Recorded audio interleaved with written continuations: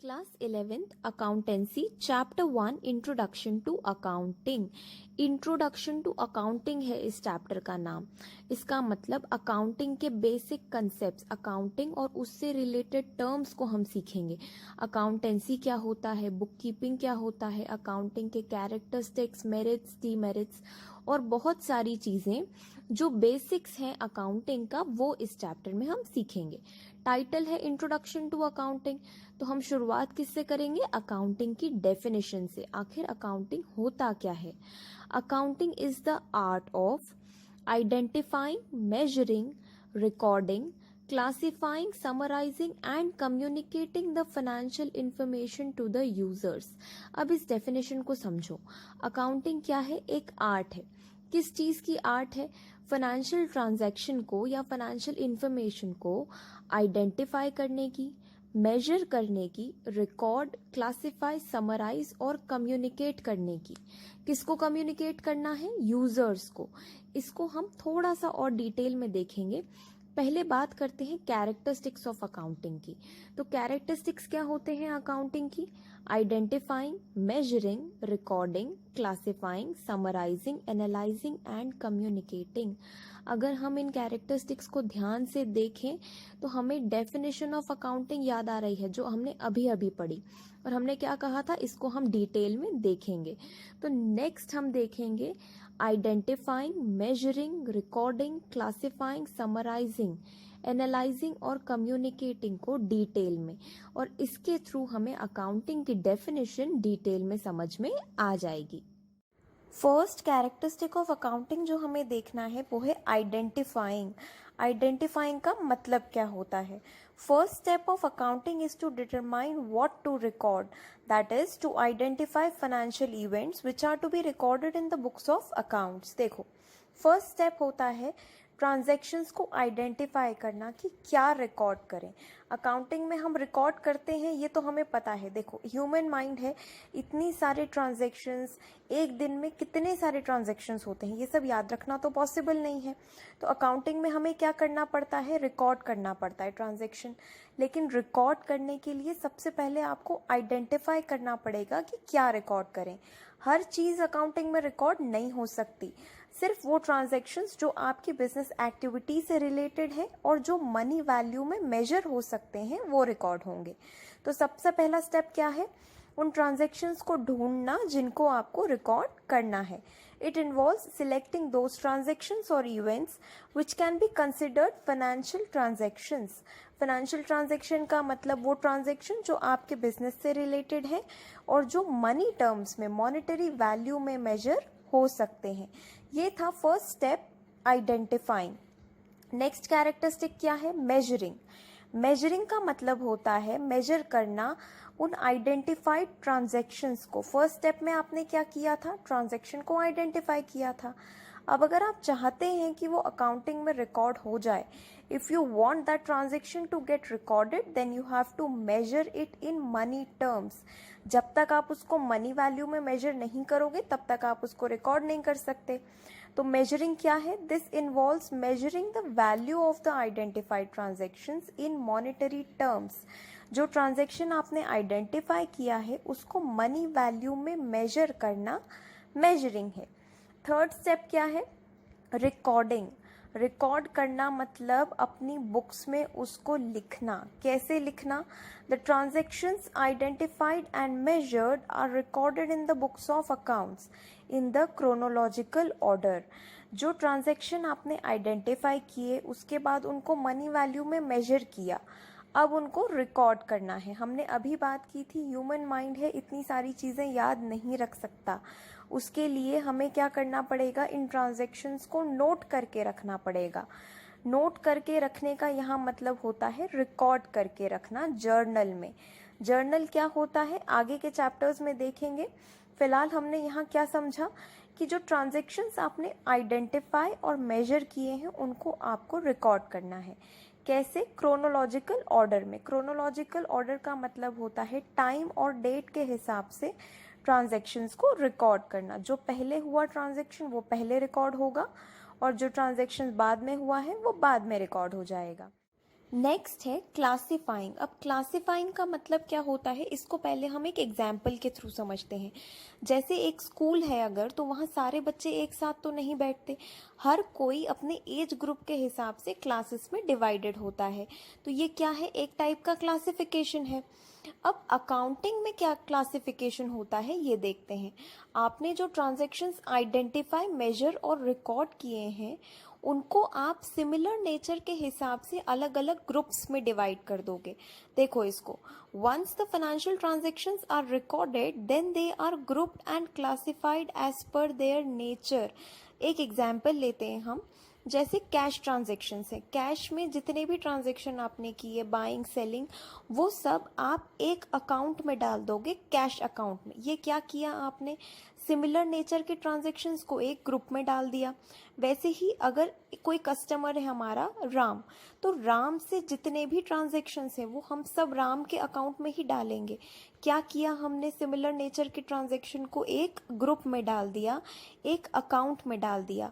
और अकाउंटिंग में ये चीज़ होती है लेजर में, जर्नल में रिकॉर्डिंग होती है, लेजर में क्लासिफिकेशन। इन दोनों से रिलेटेड चैप्टर्स हैं जिनको हम आगे अकाउंटेंसी एज अ सब्जेक्ट में देखेंगे। Transactions of similar nature are put in one group. Similar nature के ट्रांजेक्शन्स को एक ग्रुप यानी कि एक अकाउंट में डाल दिया जाता है। अब क्लासिफिकेशन के बाद क्या किया जाए, क्लासिफाई करने के बाद समराइज किया जाता है। नेक्स्ट स्टेप है समराइजिंग। समराइजिंग का मतलब होता है टू असर्टन द प्रॉफिट और loss and financial position of the business. देखो, आप ट्रांजैक्शंस रिकॉर्ड करते हो, क्लासिफाई करते हो, किस चीज़ के लिए, उसको एक समरी बनाते हैं हम उस चीज़ की, ताकि हमें ये पता चले कि पूरे ईयर में हमें प्रॉफिट हुआ या लॉस हुआ। The only motive of accounting is to know whether you have incurred a loss और यू हैव गेन्ड प्रॉफिट। आपको ये पता करना होता है कि आपको प्रॉफिट हुआ है या लॉस हुआ है। उसके लिए आप क्या करते हो, समराइज्ड स्टेटमेंट बनाते हो। उन स्टेटमेंट्स का नाम क्या है, profit and loss account and balance sheet. इनको भी हम आगे डिटेल में देखेंगे। फिलहाल हम सिर्फ इन वर्ड्स को समझ रहे हैं कि क्लासिफाइंग क्या होता है, रिकॉर्डिंग क्या होता है, समराइजिंग क्या होता है। एक बार हम एक बेसिक थियोरेटिकल बेस बना लेंगे, उसके बाद हम इनको प्रैक्टिकली देखेंगे कि ये होते क्या हैं और इनका काम क्या होता है। It is the summary of the transactions of the entire year. जो भी ट्रांजेक्शन्स हैं जिनको आपने अभी तक रिकॉर्ड और क्लासिफाई किया है, उनकी समरी है। इस समरी से हमें क्या पता चलता है कि उस कंपनी की, उस ऑर्गेनाइजेशन की फाइनेंशियल पोजीशन क्या है, उसने कितना प्रॉफिट कमाया या कितना लॉस इनकर किया। अब समराइजिंग के बाद नेक्स्ट स्टेप है एनालाइजिंग एंड इंटरप्रिटिंग। देखो, प्रॉफिट एंड लॉस पता करके सिर्फ ऐसे ही रखना तो नहीं है, उसको एनालाइज करना है कि आखिर प्रॉफिट हुआ तो क्या रीजंस थे और लॉस हुआ तो क्या रीजंस थे, ताकि आपको फ्यूचर में हेल्प मिले। फ्यूचर प्लानिंग जब आप करोगे तब आपको ये एनालिसिस काम आएगा कि आखिर मुझे प्रॉफिट हुआ तो उसके रीजंस क्या थे, और अगर मुझे लॉस हुआ है तो उसके पीछे क्या लिमिटेशंस थी, क्या रीजंस थे कि मुझे लॉस हुआ है। It refers to finding out the reasons for present financial position of the business. Analyzing the financial information for future. आप ये financial information को analyze क्यों कर रहे हो, फ्यूचर के लिए, ताकि आपको ये इन्फॉर्मेशन फ्यूचर में हेल्प करे। लास्ट स्टेप होता है कम्युनिकेटिंग। अभी तक आपने जो कुछ भी किया, जितनी भी इंफॉर्मेशन निकाली, प्रॉफिट लॉस फाइनेंशियल पोजीशन, ये सब आपको कम्युनिकेट करना होता है। कम्युनिकेट किसको करना है, यूजर्स ऑफ अकाउंटिंग को। यूजर्स ऑफ अकाउंटिंग दो टाइप के होते हैं, इंटरनल यूजर्स, एक्सटर्नल यूजर्स।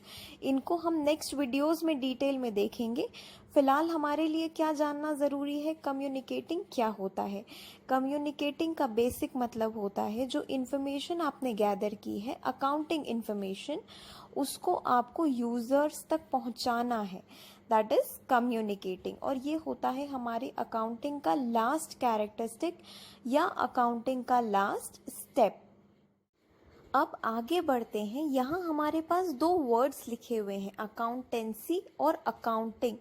बहुत बार क्या होता है, हम अकाउंटेंसी और अकाउंटिंग को एक ही चीज़ समझ लेते हैं, दोनों एक ही तो हैं, हमारे लिए उसमें कोई डिफरेंस नहीं होता, लेकिन एक्चुअली ये दोनों वर्ड्स बहुत डिफरेंट है, ये दोनों कंसेप्ट्स अलग अलग हैं। अकाउंटिंग तो हमने देख लिया, process of identifying, classifying, recording, पूरी डेफिनेशन हमने समझ ली। अब हम अकाउंटेंसी को समझते हैं कि आखिर अकाउंटेंसी होता क्या है और अकाउंटिंग और अकाउंटेंसी में क्या डिफरेंस है। अकाउंटेंसी को देखते हैं। Accountancy refers to the systematic knowledge of principles and the techniques which are applied in accounting. Accounting करने के लिए रूल्स, रेगुलेशंस, प्रिंसिपल्स जो हमें बताता है वो है अकाउंटेंसी। अकाउंटेंसी एक तरीके से रूल बुक है जो हमें ये सिखा रहा है कि आपको अकाउंटिंग कैसे करनी है। इसलिए हमने यहाँ क्या लिखा है, accountancy refers to the systematic knowledge, knowledge word का यूज किया है। अकाउंटेंसी एक ब्रॉड कंसेप्ट है जो आपको ये सिखाएगा कि अकाउंटिंग कैसे की जाती है। It explains how to deal with various aspects of accounting. Accounting के अलग अलग प्रोसीजर्स, एस्पेक्ट्स से कैसे डील करना है ये हमें कौन बताएगा, अकाउंटेंसी बताएगा। तो अकाउंटेंसी एक वाइडर टर्म है एज कंपेयर टू अकाउंटिंग। अगर हम कहें तो अकाउंटेंसी का पार्ट है अकाउंटिंग, अकाउंटेंसी के अंदर अकाउंटिंग आता है। अब एक और वर्ड इंपॉर्टेंट है बुक कीपिंग।